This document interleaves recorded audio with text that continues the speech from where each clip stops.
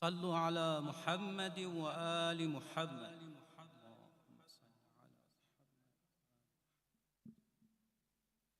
اللهم صل على محمد وآل محمد. أعوذ بالله من الشيطان الرجيم. بسم الله الرحمن الرحيم. يسبح لله ما في السماوات وما في الأرض الملك القدوس العزيز الحكيم. هو الذي بعث في الأميين رسولا منهم يتلو عليهم آياته ويزكيهم ويعلمهم الكتاب والحكمة وإن كانوا من قبل لفي ضلال مبين. وآخرين منهم لما يلحقوا بهم وهو العزيز الحكيم. ذلك فضل الله يؤتيه من يشاء والله ذو الفضل العظيم. مثل الذين حملوا التوراة ثم لم يحملوها كمثل الحمار يحمل أسفارا بئس مثل القوم الذين كذبوا بآيات الله والله لا يهدي القوم الظالمين. قل يا أيها الذين هادوا إن زعمتم أنكم أولياء لله من دون الناس فتمنوا الموت إن كنتم صادقين ولا يتمنونه أبدا بما قدمت أيديهم والله عليم بالظالمين. قل إن الموت الذي تفرون منه فإنه ملاقيكم ثم تردون إلى عالم الغيب والشهادة فينبئكم بما كنتم تعملون. يا أيها الذين آمنوا إذا نودي للصلاة من يوم الجمعة فاسعوا إلى ذكر الله وذروا البيع ذلكم خير لكم إن كنتم تعلمون. فإذا قضيت الصلاة فانتشروا في الأرض وابتغوا من فضل الله واذكروا الله كثيرا لعلكم تفلحون. وإذا رأوا تجارة أو لهوا انفضوا إليها وتركوك قائما قل ما عند الله خير من اللهو ومن التجارة والله خير الرازقين.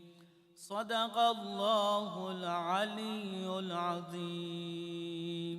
صلوات اللهم صل على محمد وآل محمد وعجل فرجه.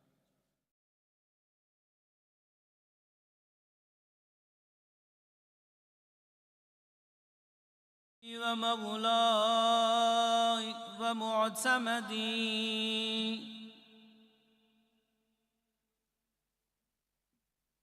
رسالة عن نفسي ونيابة عن جميع المؤمنين والمؤمنات والشهداء قربة إلى الله. بسم الله الرحمن الرحيم. السلام عليك يا ولي الله وابن وليه. السلام عليك يا حجة الله وابن حجته. السلام عليك يا صفي الله وابن صفيه.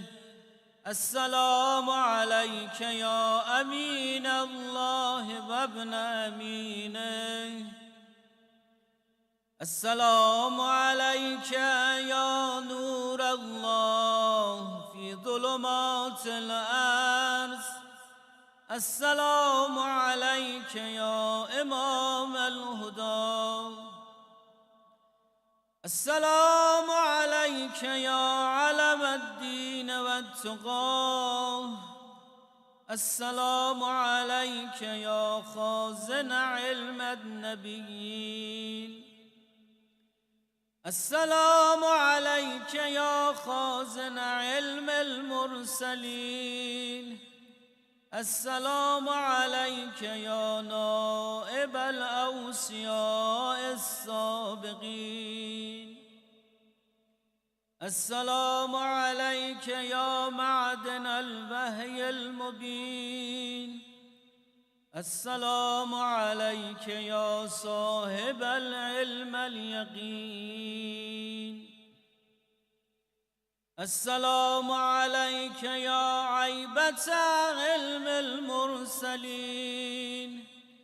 السلام عليك أيها الإمام الصالح. السلام عليك أيها الإمام الزاهد. السلام عليك أيها الإمام العابد. السلام عليك أيها الإمام السيد الرشيد. السلام عليك أيها المقتول الشهيد. السلام عليك يا ابن رسول الله وابن وصيه. السلام عليك يا مولاي موسى بن جعفر برحمة الله وبركاته. أشهد أنك قد بلغت عن الله ما حملك وحفظت ما استودعك وأللت حلال الله وحرمت حرام الله وأقمت أحكام الله وتلوت كتاب الله وصبرت على الأذى في جنب الله وجاهدت في الله حق جهاده حتى أتاك اليقين. وأشهد أنك مضيت على ما مضى عليه آباؤك الطاهرون. وأشهد أنك مضيت على ما مضى عليه آباؤك الطاهرون وأجدادك الطيبون الأوصياء الهادون الأئمة المهديون. لم تؤثر عمل على هداه ولم تمل من حق إلى باطل. وأشهد أنك نصحت لله ولرسوله ولأمير المؤمنين وأنك أديت الأمانة واجتنبت الخيانة وأقمت الصلاة وآتيت الزكاة وأمرت بالمعروف ونهيت عن المنكر وعبدت الله مخلصا مجتهدا محتسبا حتى أتاك اليقين فجزاك الله عن الإسلام وأهله أفضل الجزاء وأشرف الجزاء. أتيتك يا ابن رسول الله زائرا عارفا بحقك مقرا بفضلك محتملا لعلمك محتجبا بذمتك عائدا بقبرك لائذا بذريحك مستشفعا بك إلى الله مباليا لأوليائك معاديا لأعدائك مستبصرا بشأنك وبالهدى الذي أنت عليه عالما بضلالة من خالفك وبالعمل الذي هم عليه بأبي أنت وأمي ونفسي وأهلي ومالي وبلدي يا ابن رسول الله. أتيتك متقربا بزيارتك إلى الله تعالى ومستشفعا بك إليه فاشفع لي عند ربك ليغفر لي ذنوبي ويعفو عن جرمي ويتجاوز عن سيئاتي ويمحو عني خطيئاتي ويدخلني الجنة ويتفضل علي بما هو أهله ويغفر لي ولآبائي ولإخواني وأخواتي ولجميع المؤمنين والمؤمنات في مشارق الأرض ومغاربها بفضله وجوده ومنه. صلوات اللهم صل على محمد.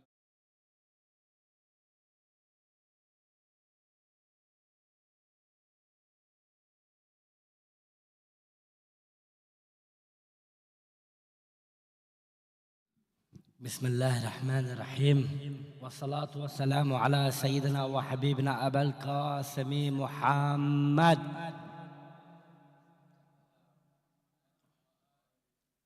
وعلى آله الطيبين الطاهرين المعصومين. صلوا على محمد وآل محمد.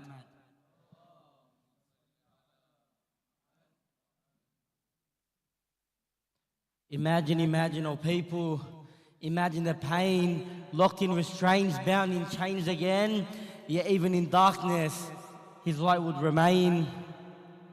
Teaching through patience, never in vain. No mercy, only disdain. This is the story of pain. Al-Kadhem, in silence they held you confined.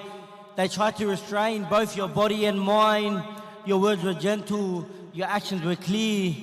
Every soul near you began to draw near.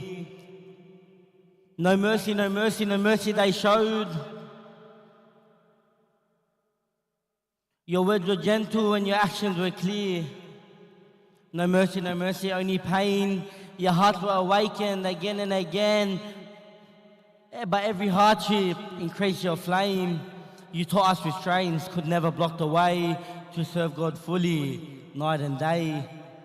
No mercy, the injustice was plain, but your message survived every chain. Oh people, now look at our place. He stood in restraints and still spread God's grace. A chains could not stop him, no darkness, no pain. Then what holds us back when we walk free of chains? Sallu ala Muhammad wa ali Muhammad.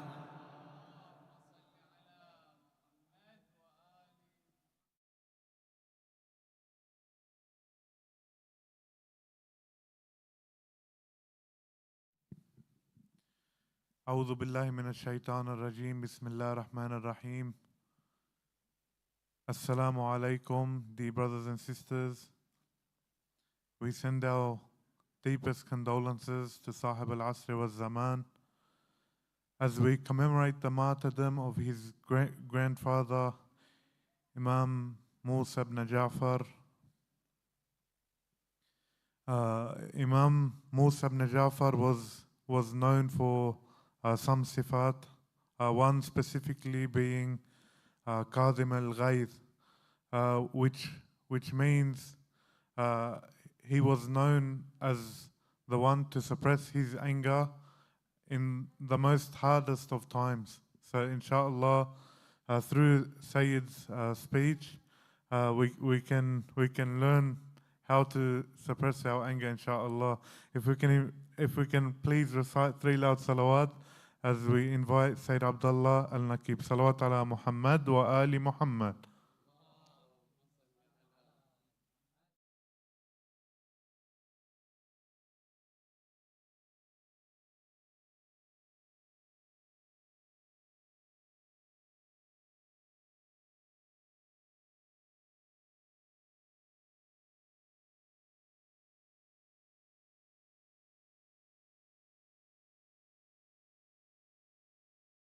أعوذ بالله من الشيطان الرجيم بسم الله الرحمن الرحيم رب اشرح لي صدري ويسر لي أمري واحلل عقدة من لساني يفقه قولي بسم الله الرحمن الرحيم الحمد لله رب العالمين وصلى الله على سيدنا وحبيب قلوبنا وشفيع نفوسنا أبا القاسم محمد اللهم صل وعلى آل بيته الطيبين الطاهرين المعصومين لا سيما بقية الله روحي وأرواح العالمين لتراب مقدمه الفداء اللهم صل على محمد وآل محمد في الأولين اللهم صل على محمد وآل محمد في الآخرين اللهم صل على محمد وآل محمد في الملأ الأعلى أما بعد يقول الله في محكم كتابه الكريم بسم الله الرحمن الرحيم اقرأ كتابك كفى بنفسك اليوم عليك حسيبا Allah subhanahu wa ta'ala says within the Holy Quran in Surah Al-Isra, ayah number 14, read your record or your book, sufficient is yourself against you this day as an accountant.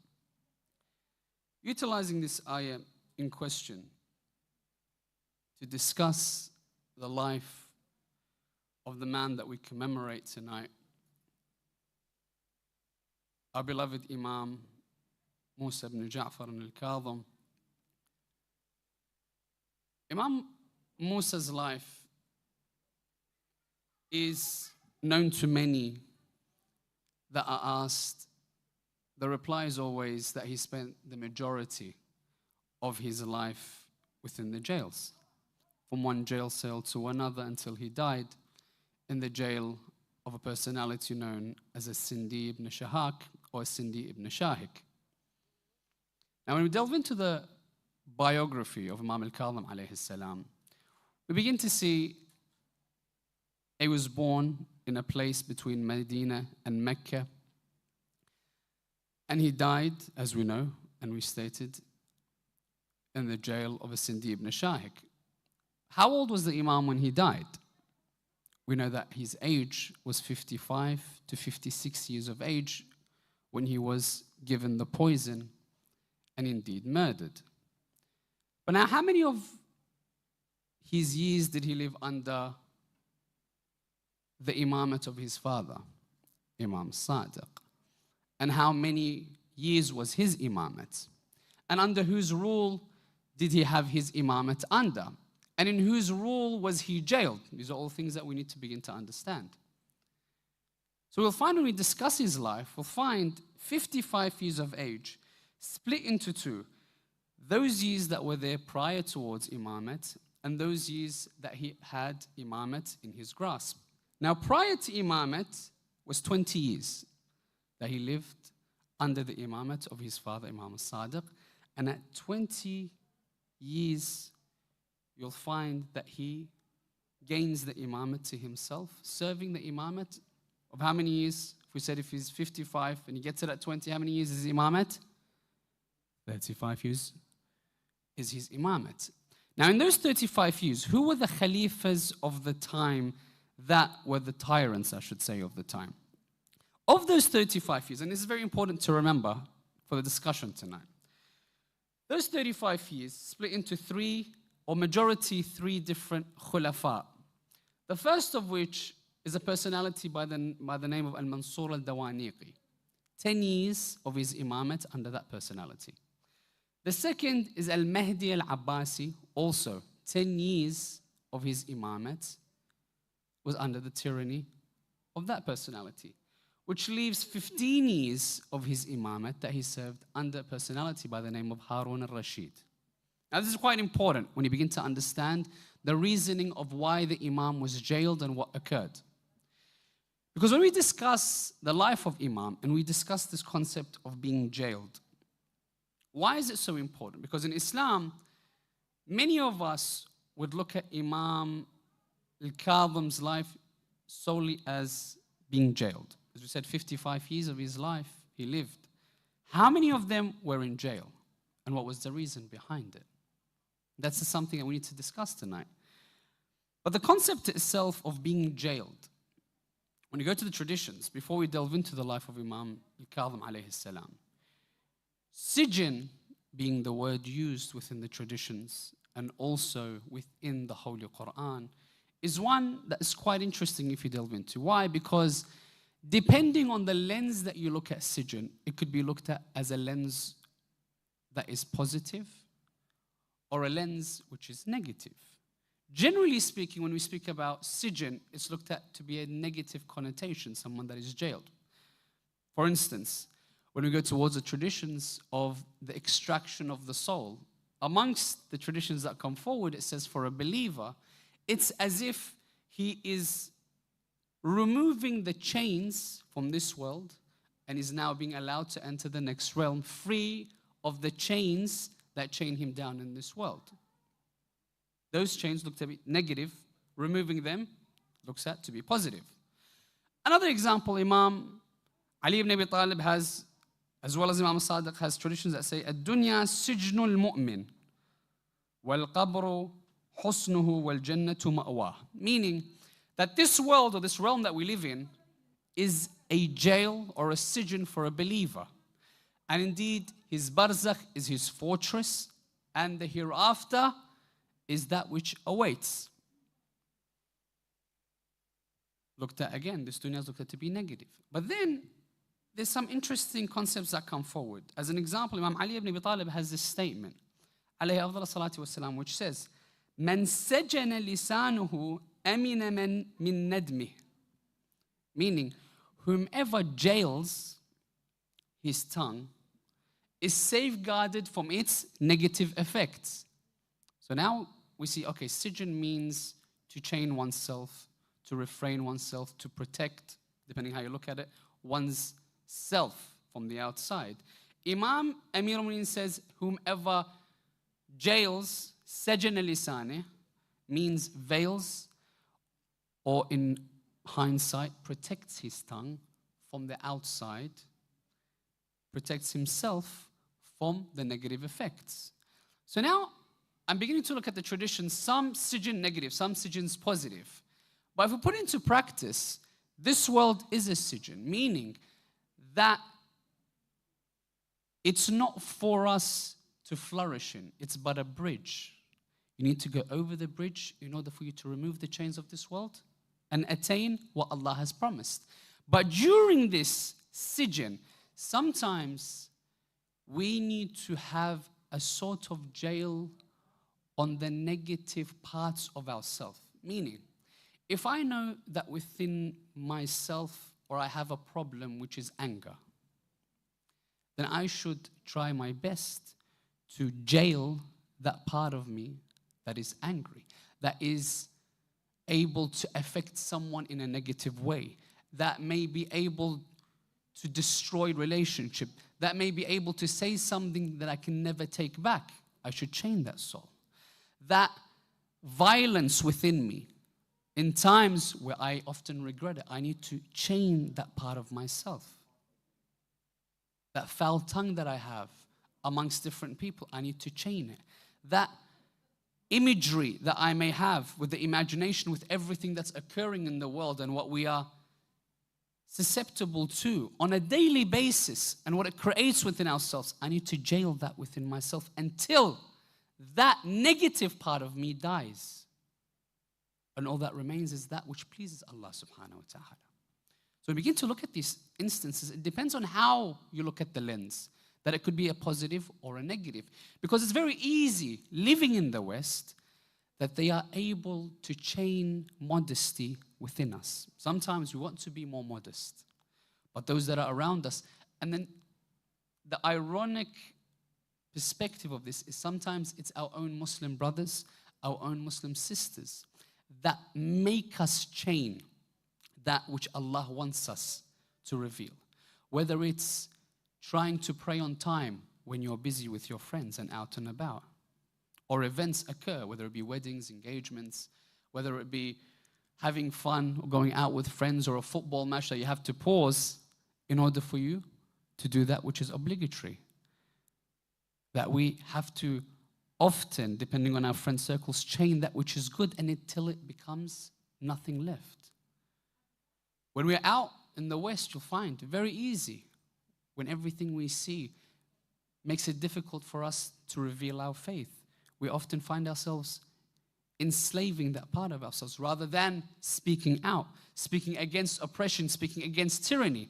Now, in fact, when we're talking about Imam Al-Kadhem today, we want to look at one specific important character that we need to take from Imam Al-Kadhem is his bravery and his stand against oppression.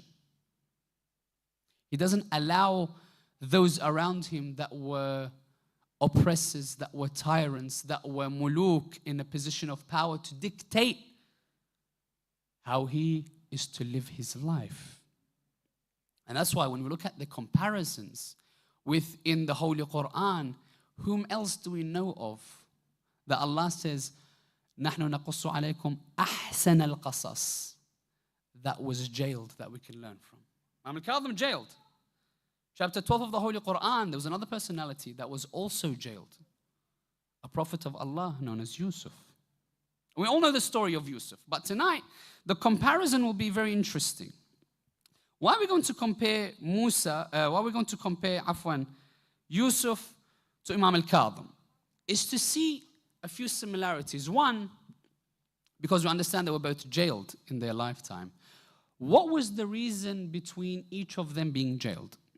As in we might look at from one lens why Nabi Allah Yusuf was jailed. But is there a deeper meaning that Allah, because He says we are revealing to you or narrating to you the best of stories. What's in the story of how he was jailed? That's important. And how and when did Imam Al-Kadhem become jailed? What was the incident that occurred that led to him going towards prison? Because when we're asked as Shia, what was the incident? How many of us can come forward and say, well, Imam Al-Kadhem did A, B, or C, in order for the oppressor of the time to jail him? And who was, amongst all these three that we mentioned, the one responsible for his jail? Number two, how long did he serve in jail? How long in traditions did Yusuf, ala nabiyyina wa alayhi afdal salatu wassalam, serve in the jails? How many years did Imam Al-Kadhem serve? And when they served in these jails, were they just waiting for the qada of Allah, or did they have a mission even within the jail itself? Inshallah, when we look at these comparisons, we want to see how can we learn from Imam Al-Kadhem to see that at every stage of his life, he was able, without a doubt, to give us some sort of guidance as to what to do, even when you're at the pits of the darkest jails ever created. So inshallah, you can assist me in delving into this comparison with a loud salawat ala Muhammad wa ali Muhammad. Allah. Wa ali Muhammad wa ajil farajahum.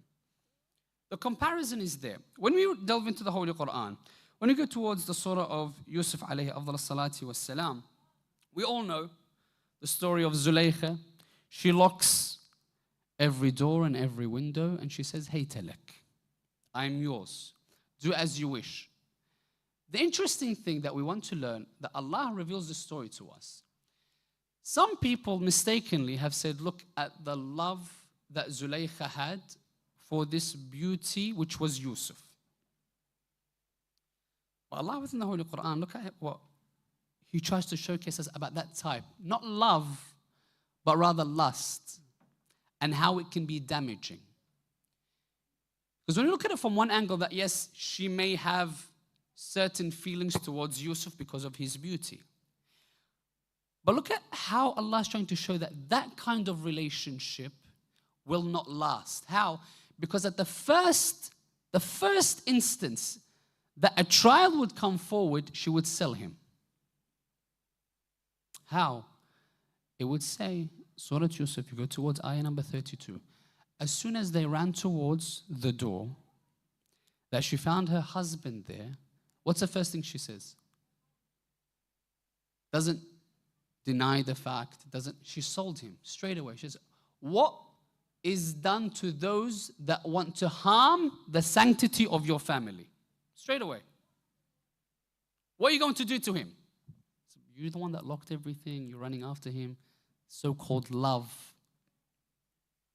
First, hasn't even left that room. What would you do? What punishment is there for someone that wants to harm the sanctity of your family? Straight away. Until they found out through not so much scientific, but whom shirt was ripped from behind, that she was the one that was after him. Doesn't stop there. The story goes on. What does it say? It says that the whispers carried on between the aristocrats that were there and their wives. Saying what? Saying that the wife of this man, the Aziz, did such and such. They love to gossip, such circles. And you see all of a sudden, she hears it. What does she do? She brings them all together. Her husband already told her, leave this matter. He told Yusuf, leave this matter. But she did not listen to her husband. What does she do? She brings all the ladies in, gives them a fruit and gives them a knife. And then she says to Yusuf, come out. When she says to Yusuf, come out, what do we know happens? They begin to cut their hands. Because they could not believe the beauty in which they saw from one angle. The scholars come forward and say the only reason they cut their hands is because that eye that they saw Yusuf with had the same hearts behind it like Zulaykha had. Had there been anyone amongst them that was not at the same level as Zulaykha, they wouldn't have cut their hands because they were already there. All of them. They begin to cut themselves. Look at what Zulaykha says. To show you, has she repented from what she had done? What does she say? She says, Bismillah ar-Rahman ar-Rahim. وَلَئِن لَمْ يَفْعَلْ مَا آمُرُهُ لَيُسْجَنَنْ. Meaning, and I will order him to do what I want. This is after the incident. And I will order him to do what I want. And we know what she wants. And if he doesn't do what I want, then I will ensure that he is jailed. Now begin to see what occurs. Yusuf, what does he say? The next ayah, ayah 33. قَالَ رَبِّ السِّجْنُ أَحَبُّ إِلَيْهِ. Oh Allah, jail is more beloved to me than what they want me to go towards. This is very important. Why is it important? Because when we look at this concept of, very briefly with the time that we have, love. Allah says, وَمِنْ آيَاتِهِ أَنْ خَلَقَ لَكُم مِنْ أَنفُسِكُمْ أَزْوَاجًا لِتَسْكُنُوا إِلَيْهَا وَجَعَلَ بَيْنَكُمْ مَوَدَّةً وَرَحْمَةً. Allah doesn't say love or lust or attraction. No. He cocoons that relationship between a husband and a wife to mawaddah and rahmah. Meaning, to bring the concept to light, this love isn't or shouldn't be the one that Zulaykha has, that she wants someone for herself. So oftentimes we think love means I want someone for myself. And that's what we understand love to be. Especially early on, I want a toy, early ages. I want a toy for myself. I love that toy. I want a car for myself. I love that car. I want a house for myself. And so on and so forth. Allah says here, in a relationship, the thing that keeps this relationship healthy and bound is mawadda and rahmah, that He puts forward. This mawadda and rahmah, longingness and mercy, is the absolute opposite. Meaning, love isn't the fact that you want someone for yourself. Rather, you want yourself for that person. And the best example of that is a mother. When we look at a mother, she doesn't want the child for herself, does she? The epitome of love that Allah gives us an example that is the closest that we can understand to His love is the love of a mother. Imam Sajjad, when we go and look up the right of the mother, he says very clearly, your mother fed you for the fruit of her heart, that which no one feeds anyone. And she was happy to be hungry as long as you are fed. Thirsty as long as you are quenched. To be without clothes until you are clothed. To be hot as long as you are in the shade. To be cold as long as you are warm, and so on and so forth. Understanding the concept of love to be yourself for the others, not them for yourself. That's selfishness. And that's something that alludes to within the story of Yusuf. Now, when we come to the story of Musa, how was he jailed? So now we know Yusuf, this is how he was jailed. How was Imam Al-Kadhem jailed? In the traditions, there are 5 different reasons of why Imam Al-Kadhem was jailed. 5. I want to mention 1, maybe 2 tonight, to give you an idea of the resistance and the bravery of Imam Al-Kadhem. Because oftentimes we say that Imam Al-Kadhem was in jail. Imam Al-Kadhem was always forgiving. Indeed he was, and that's how he attained his name. But on the flip side, رُحَمَاءٌ بَيْنَهُمْ, merciful amongst the believers, but he's steadfast against the disbelievers.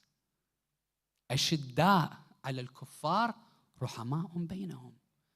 Yes, he was merciful to those that were believers, that were alongside him, that were companions, but anyone that was an oppressor, he was very harsh towards. Tradition that we have, out of these 3, a personality we said, the tyrants were Mansur al-Dawaniqi, Al-Mahdi al-Abbasi, and who was the 3rd? You can remember? Harun al-Rashid, ahsant. They say once Harun al-Rashid came from his palace to go towards Mecca to do Hajj. As he's about to do Hajj, as most of the high-ranking officials do, they come forward and they make sure that everyone that is there around the Kaaba is removed so they can perform pilgrimage by themselves. It's very easy to imagine, knowing nowadays what the kings and the sheikhs are capable of. So Harun al-Rashid comes, his henchmen are there, they remove everyone from the Kaaba in order for him to perform the Hajj rituals by himself. They say as he's entering, they remove everyone. There was one Arabi, as the tradition says. Arabi, as all these henchmen were removing everyone, this Arabi comes forward and he removes them. He says, do not touch me. And he enters. In front of everyone, Harun al-Rashid's thinking, all eyes are on me. When imagine nowadays someone, high-ranking official, all of a sudden everyone brings their cameras. Back then, people see and people speak when they go back towards their villages. So Harun's like to his soldiers, no one do anything. The eyes are on us. Make sure that, allow him to do what he has to do. Maybe they look at it to be that I am merciful. So this Arabi does Hajj. But he affected the Hajj of Harun. How? He says every time Harun is trying to do the tawaf, this Arabi is doing tawaf before him, finishes.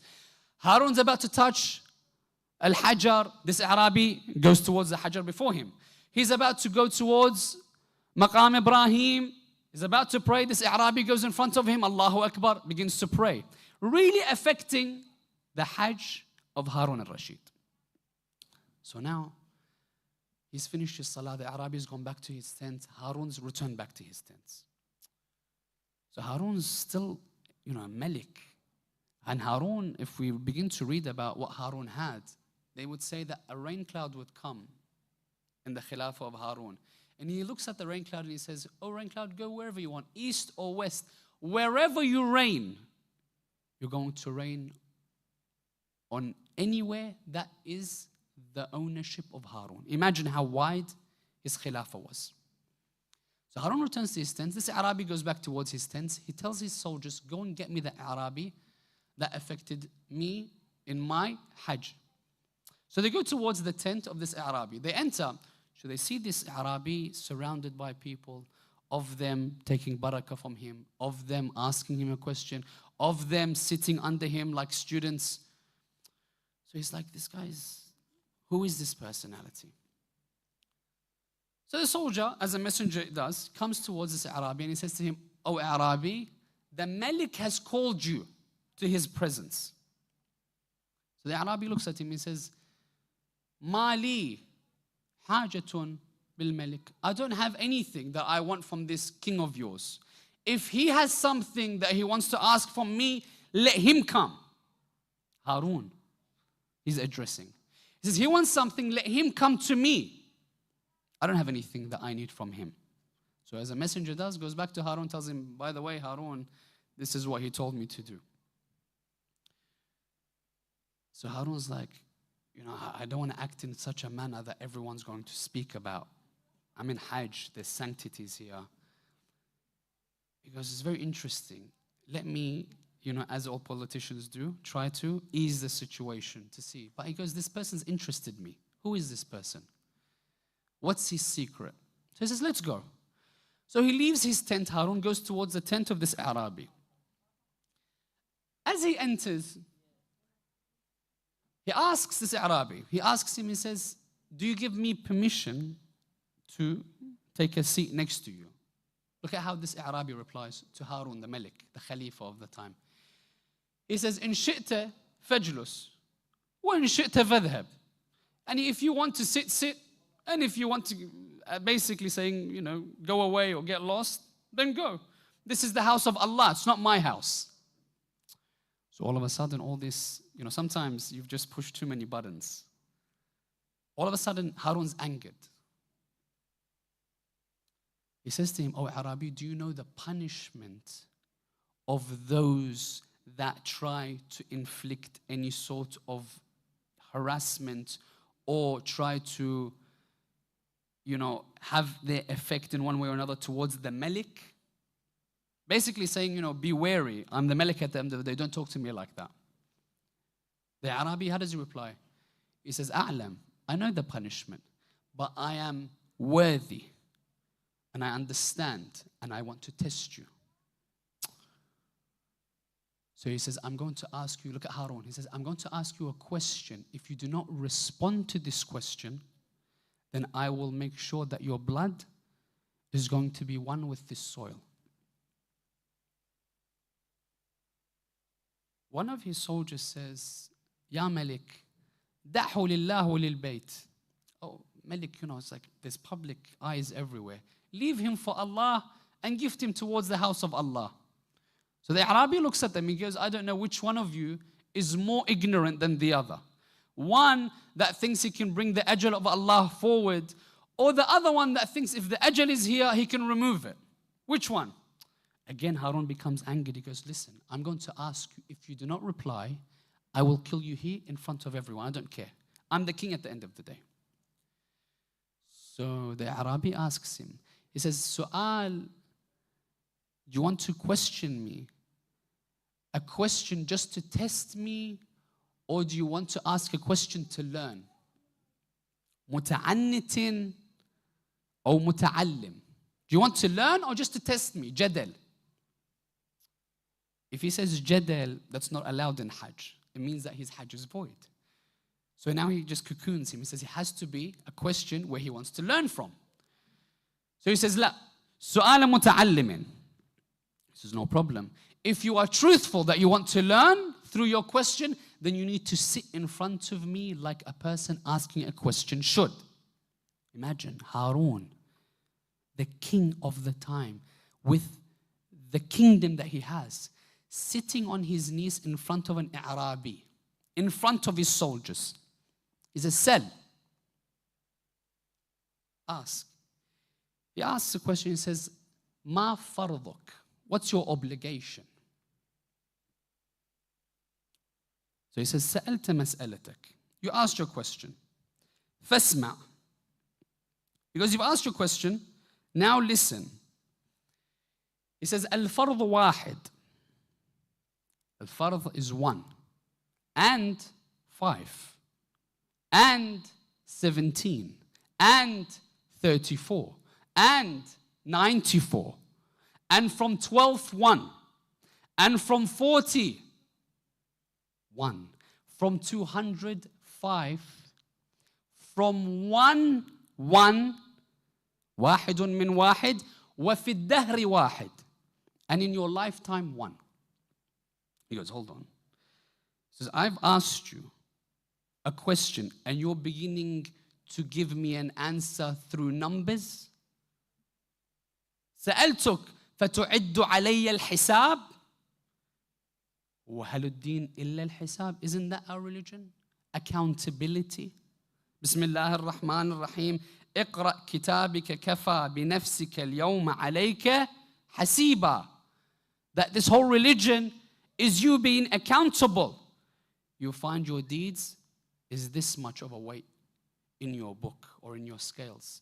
Your good deeds is this much.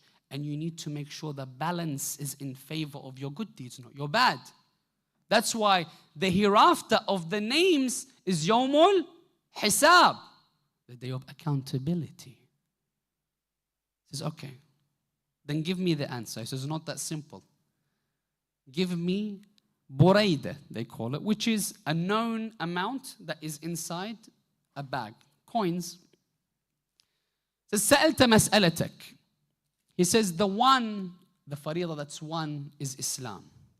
The fariḍah that's 5 is your 5 prayers. The fariḍah that's 17 is your ruku'. The fariḍah that's 34 is your sujood.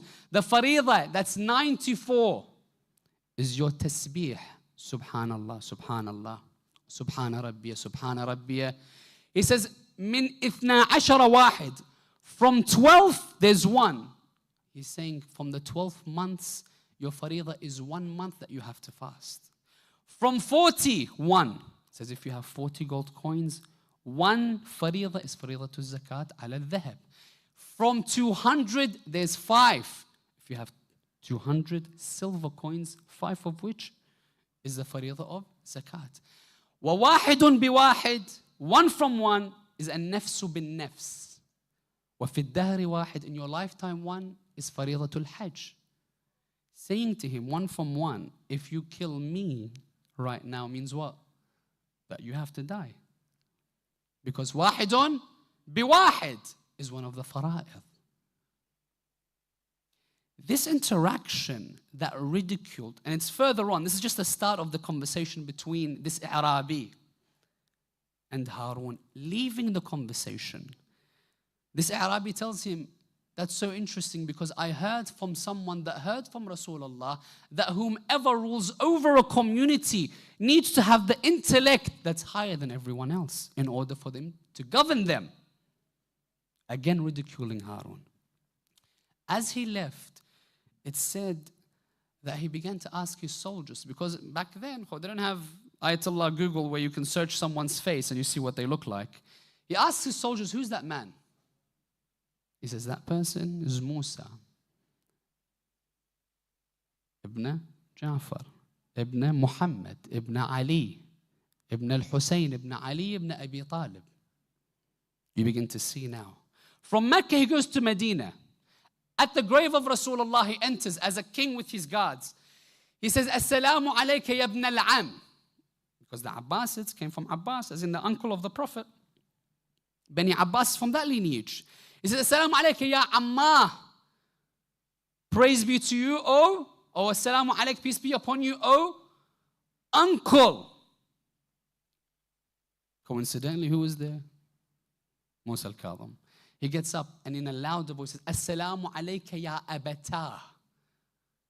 Peace be upon you, O my father. So who's this person? Again, the same person. How is he your father? He says, let me tell you how is my father. If the Prophet came out from his grave and he says, I want to marry your daughter, would you give your daughter to him? He says, of course. I would marry him, my daughter, and I would be so happy that my happiness would not suffice, and I will have this adornment over all the Arabs and the non-Arabs. He says, Amma ana. It says, if it comes to me being Musa ibn Ja'far, then I would not allow the Prophet, because he's not allowed to marry my daughter because of how close I am in relationship to him. That's why I called him Ya Abata. Again, he was removed from that circle of people being ridiculed again. In traditions, this incident was the 19th of Shawwal. 20th of Shawwal, Imam Musa al-Kadhem is taken. What did we say? Harun al-Rashid. How many years did Imam Musa al-Kadhem live alongside Harun al-Rashid? Who can remember? How many years? 15 years. The traditions that we have, how long was the Imam in jail? Of the traditions say that the Imam was jailed for 4 years. Of the traditions say the Imam was jailed for 7 years. Of the traditions that we have, says that Imam was jailed for 14 years. Alaykum salam wa rahmatullah. When we bring them all together, we see that the Imam in and out of jail, for 14 years of his life, they would say that the longest spell that he had was 4 years straight. That's why we have, if we want to reconcile, we say that 4 years could have been the longest spell, and the Imam was jailed for 14 years of his life, which is coinciding with the Khilafah of Harun al-Rashid. 15 years, his Khilafah under Harun, 14 of them, he was in jail. From one jail to another, one jail to another. Then what do we learn from this? Did the Imam keep silent in the face of tyranny? Or did the Imam ensure that the people had a voice? Ensure the people were able to use him as a role model to see it doesn't matter how big the king is, how much he owns, how many guards he has, the truth will always prevail. Look at nowadays. We'll see everywhere within the world. Media, on your phones, on TV, people's minds. The truth is being jailed. And the injustice is being allowed to be set free. And that's why Imam Musa al-Kadhem, even in the jails, when we begin to read, through his time in Basra, he was jailed. First time he was jailed in Basra. Under under a guard that was known as Ibn Ja'far. Then he moves towards Baghdad. In Baghdad, he was jailed again. And then he goes towards Sindi ibn Shahik. Sindi ibn Shahik, I want to give you an example. Sindi ibn Shahik is not a name. You know, now you have Ahmed, Muhammad, Fulan, Fulan, Fulan, Harun. Sindi wasn't his name. Sind, or Bilad al-Sind, is a place that was on the outskirts of India. They used to call him as Sindi ibn Shahak. Shahak wasn't his father. It was his mother's name. Don't know who his father was.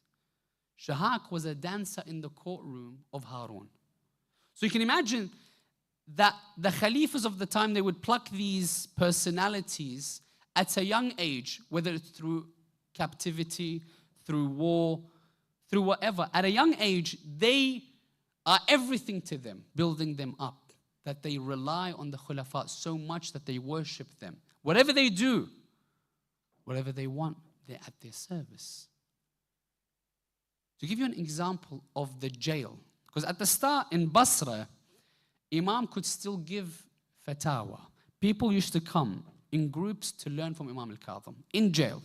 They would come in jail, speak, ask, learn religion, much like Yusuf.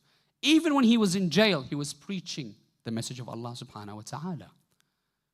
Musa al-Kadhem likewise. Then he moved to Basra, less contact. Then he was moved in secrecy towards the jail of a Sindi ibn Shahak or Sindi ibn Shahik.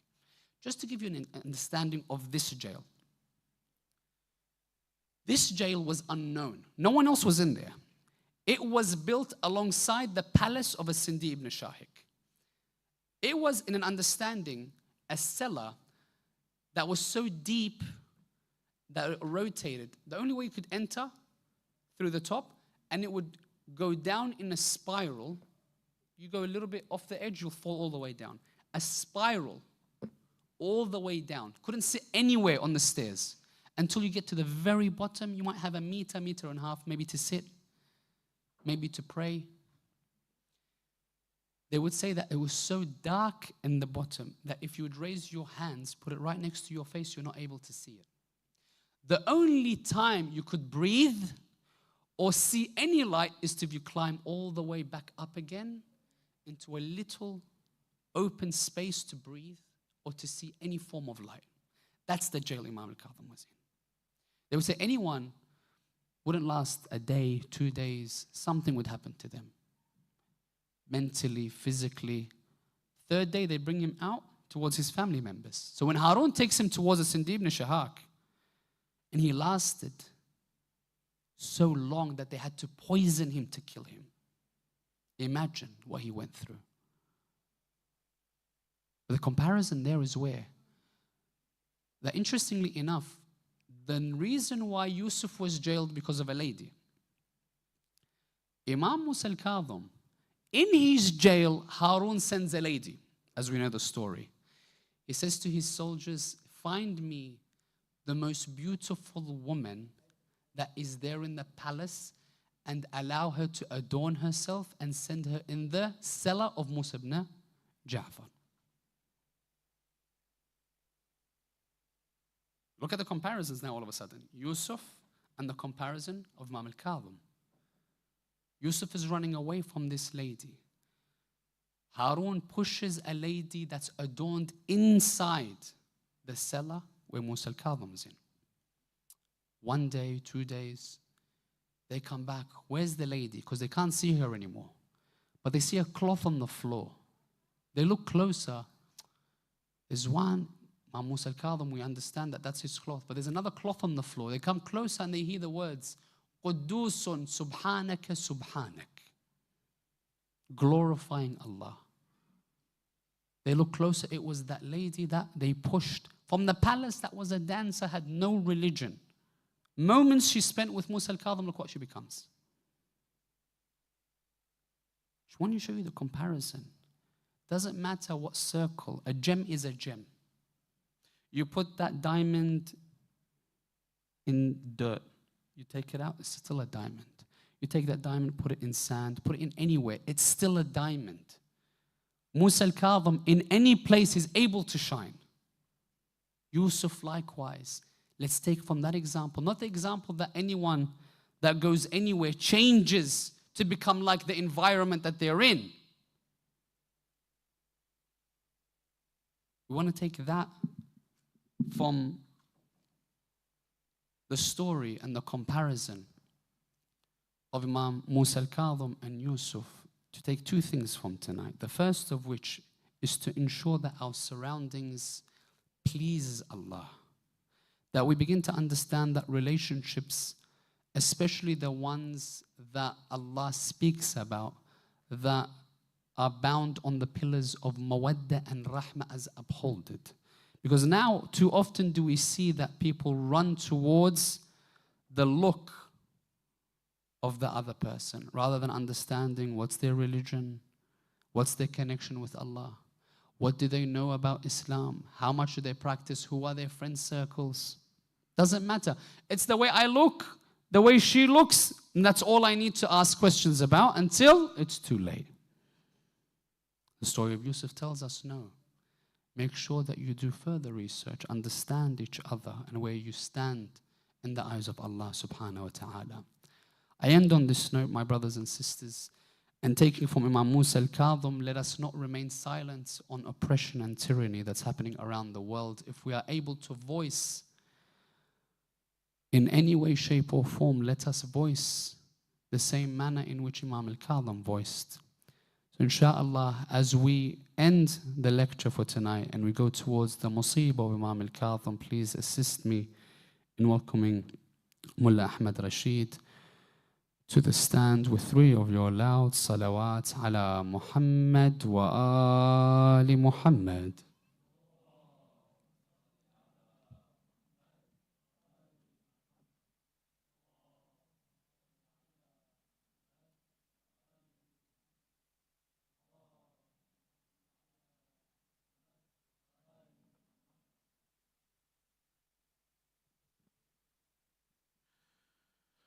صلى الله عليك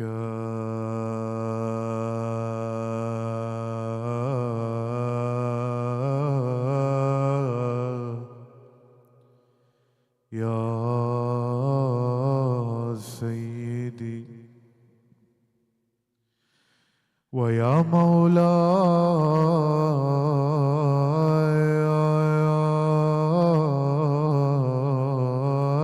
يا رسول الله وعلى آلك المظلومين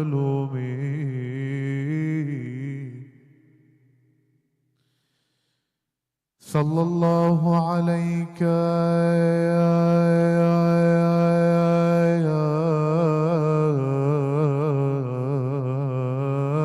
يا كاظم الغيظ تبتم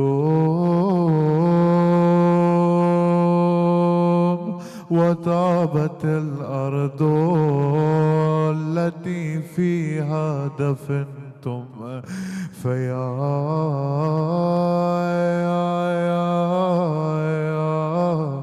ليتنا كنا معكم فنفوز فوزا عظيما. They locked the doors,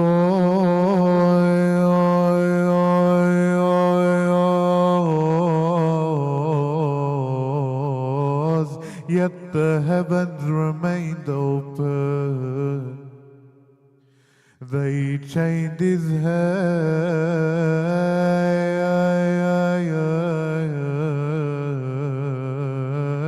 yet his dua rose undisturbed.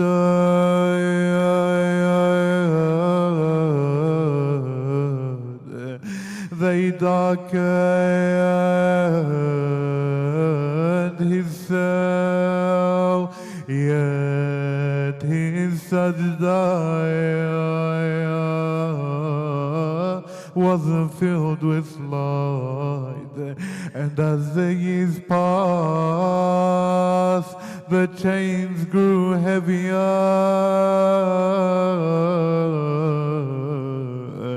The walls grew closer, and the oppression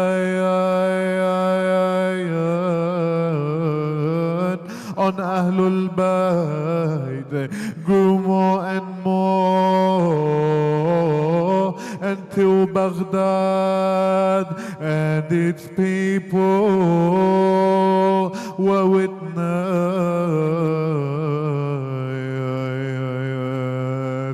They called in the streets, where is our Imam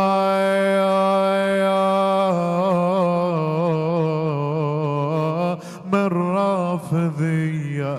Imam Musa Al-Kadhem was in the prisons for many years. The Shia, all they wanted was to know a bit about the Imam, know how he is. Ya Sahib al-Zaman. We ask the same question, Ya Sahib al-Zaman.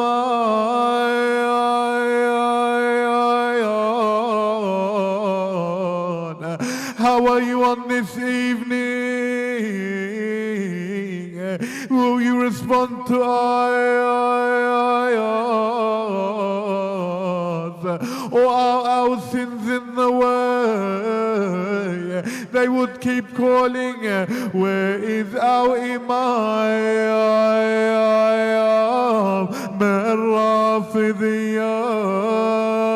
Until one of the Shia would visit him. Well, you can imagine he would be excited.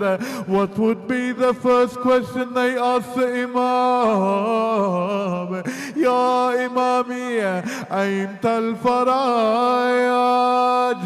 Mata al-Faraj,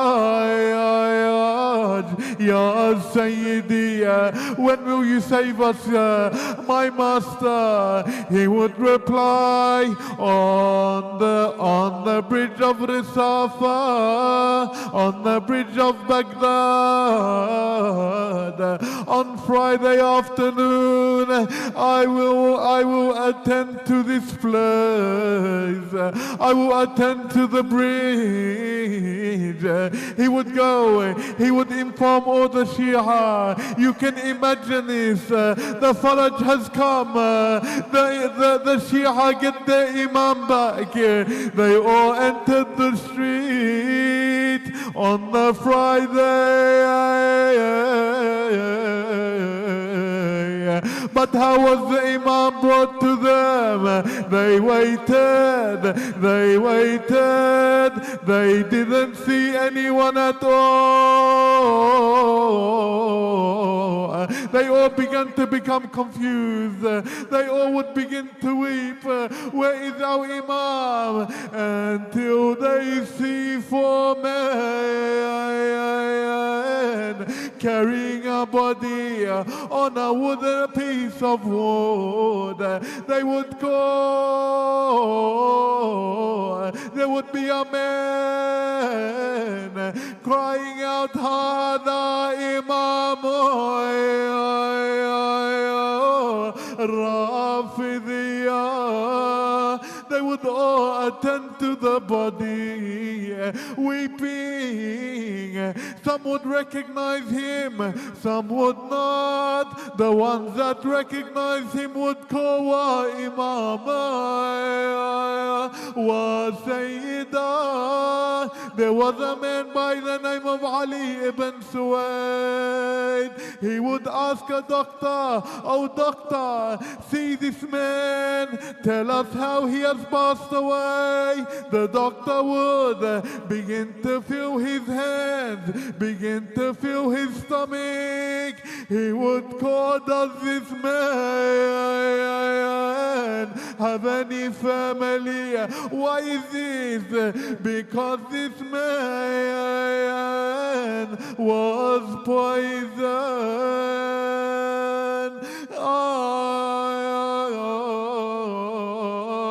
Wa Imama, wa Sayyida. Oh Imam, I want to ask you a question. How was it in the dungeons? Were you remembering your grandfather Abu Abdullah?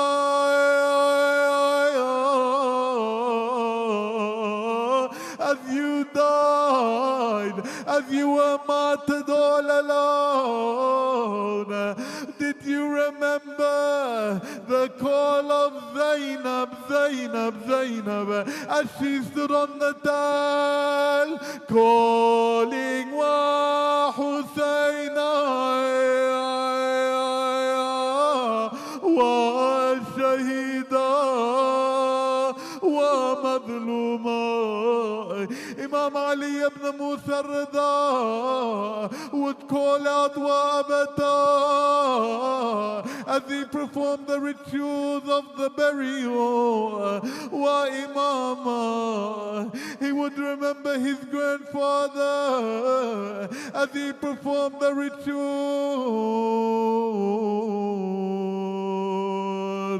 هذا الغريب منين وين أهله راحوا وين أهله راحوا وين مات بسجن مظلوم وبيا ذنب مسموم وبيا ذنب مسموم مو الغريب منين وين أهله راحوا وين أهله راحوا موسى بن جعفر تميز كاظم الغيظ بصفاته ولا سجون الطاغي ساعد بدلت سيرة حياته دمعته ولهجة بدعاء وبقلب خاشع صلاته للفرج يحسب ليالي وبالفرج يدرب مماته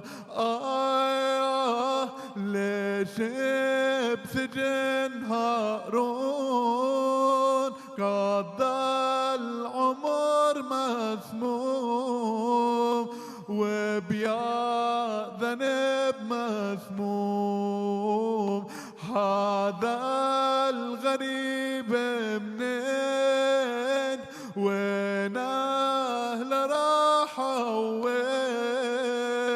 وين أهله راحوا وين طلعت الشيعة تشوفه موسى بن جعفر أملها من بعد غيبة طويلة بالسلامة يرجع لها وعاينة ولاحت جنازة أربعة وليا حملها السمعة وابنا علمنية ينعود معايهلها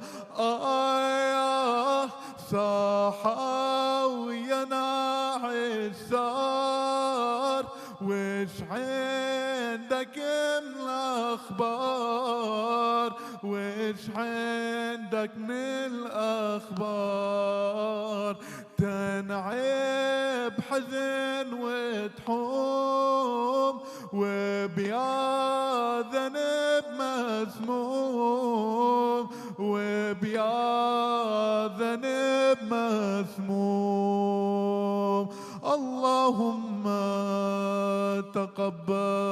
تقبل منا أعمالنا اللهم عجل لوليك الفرج اللهم عجل لوليك الفرج اللهم كن لوليك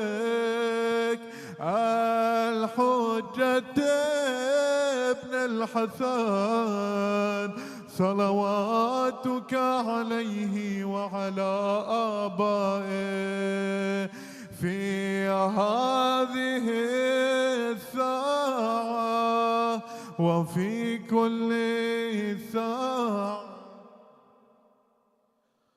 وحافظا وقائدا وناصرا ودليلا وعينا حتى تسكنه أرضك طوعا وتمتعه فيها طويلا برحمتك يا أرحم الراحمين. إلى أرواح المؤمنين والمؤمنات رحم الله من قرأ سورة المباركة الفاتحة تسبقها بالصلاة على محمد وآل محمد.